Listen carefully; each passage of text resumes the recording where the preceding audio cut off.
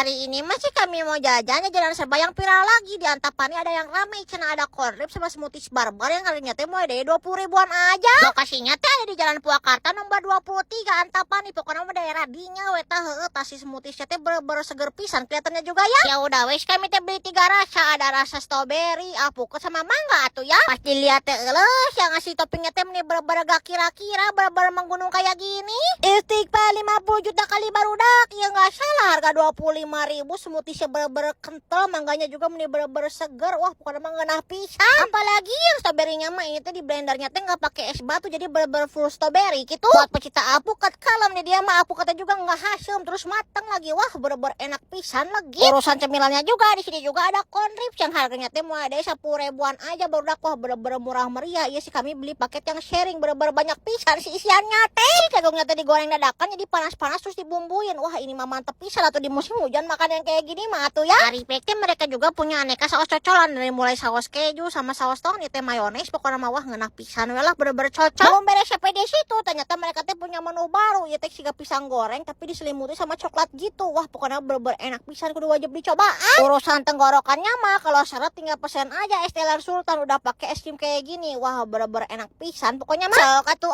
gak didatangan. Nama tempatnya teh Prapi Cafe dan Corn Rib yang lokasinya ada di Jalan Purwakarta nomor 23 Kota Bandung.